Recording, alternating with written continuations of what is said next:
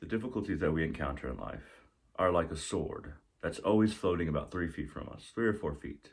And where we turn, it's directly in front of us. And it always floats just beyond where we're going to step. And it always looks threatening where it is.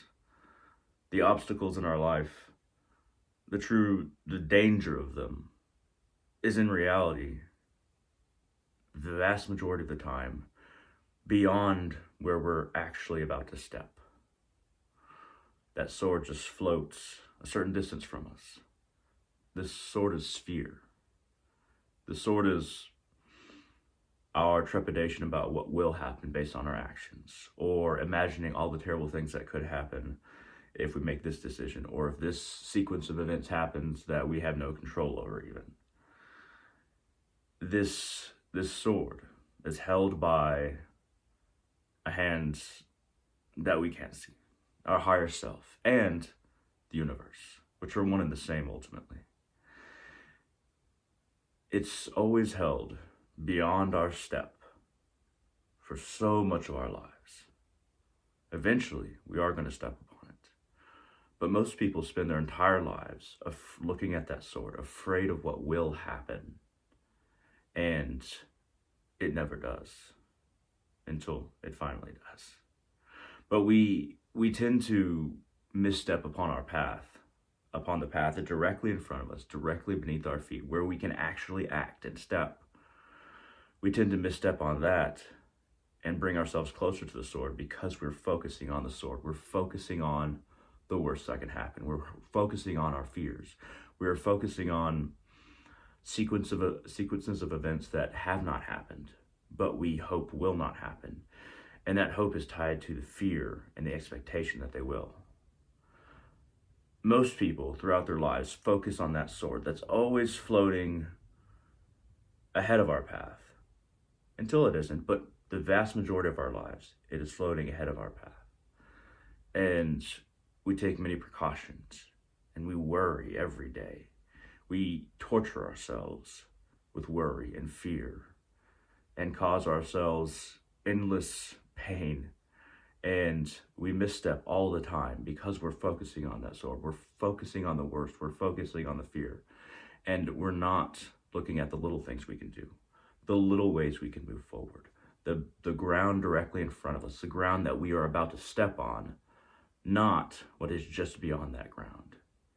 If we can figure out and focus on the little things that we can do right now to advance in our lives, instead of focusing on that sword that's always floating just ahead on the path, a few feet off, if we can focus on just exactly what we need to do right now, the little things, even down to what you need to do physically, focusing on little chores, focusing on, okay, this is what I need to do, this is what I need to do, instead of letting the whole list overwhelm you, or the concept of futility of it all overwhelm you, which is prevalent in the minds of those of us with mental illness. And focusing on how you as a person can address the way you are stepping rather than the dangers of it, rather than the possibilities of failure. Sometimes a way to refresh our perspective and focus on the path directly in front of us, instead of that sword, instead of the fear, instead of the pain, instead of the possibilities of all the things that go wrong. Sometimes we need to think back to when we were a child.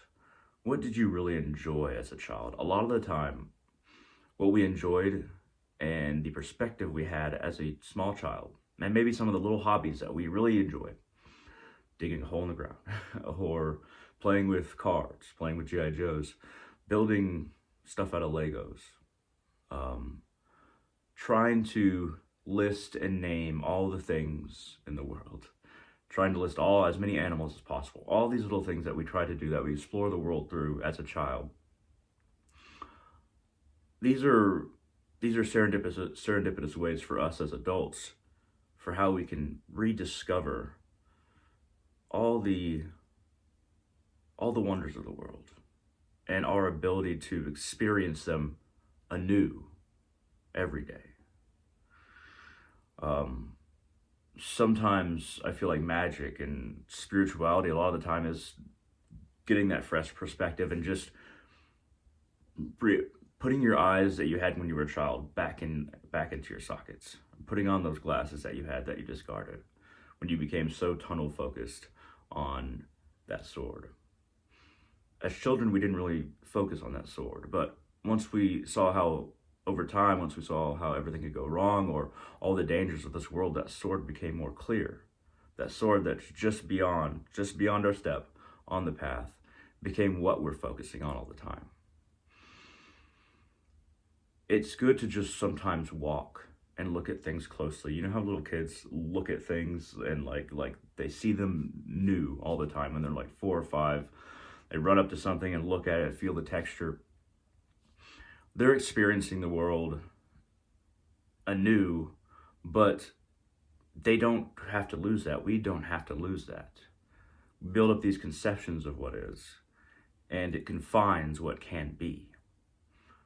We have to learn how to believe a different way, how to conceive of something that is not the sword, that is not the danger, but that is the grander magnificence of life, of reality, of possibilities.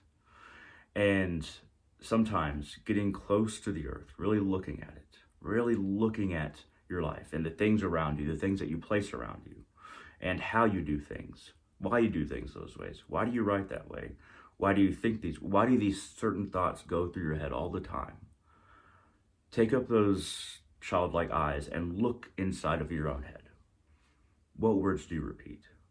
What worries constantly funnel through your head? What lists that we naturally make mentally do you repeat? Do you go through again and again and again and check again and again and again? And sometimes those checks build up and you keep on checking the same thing in expectation that you'll need to check it again, but we just repeat things in our head. Open your eyes within your mind and within your energy and look at what goes on within yourself. Is it a reflection of progress that you can make, or is it a reflection of the worries of that sword that's just ahead on the path? In nature, you know how when little kids look at things like we talked about earlier, try to do that within your own mind. You don't have to necessarily close your eyes. You can do this. It can be a meditation. It can be a sitting down and you really just closing your eyes and thinking about this. But it doesn't have to be pictorially. It should be in the way that it should be a process done in the way that we think, in words. And observe your mind throughout the day. Observe your fears. How much are you looking at that sword rather than what you can do right now?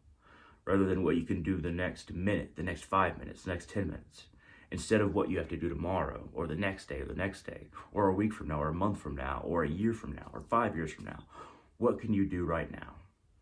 And does your inner environment reflect the sword or the newness of how a child sees the world?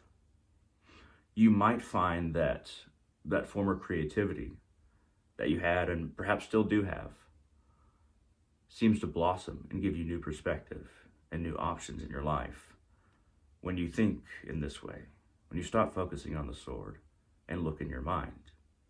And sometimes the sword disappears. And for so long, that sword has been there. That fear that's what just around the corner has been there for so long. Sometimes we can get to a point where that sword is just gone. And it's almost like fear leaves a void. And then that void is something that you can fill with things not attached to fear. And then that's when you can truly start living. Thank you very much for watching. I hope this helped. I hope this wasn't too rambly. If you like this video at all, hit that thumbs up down there. That really helps out the channel. Feel free to leave a comment. I try to get back to as many comments as I can, as long as they are polite. At any rate, feel free to share this wherever you want. I hope this helped, and hope all of you have a wonderful day.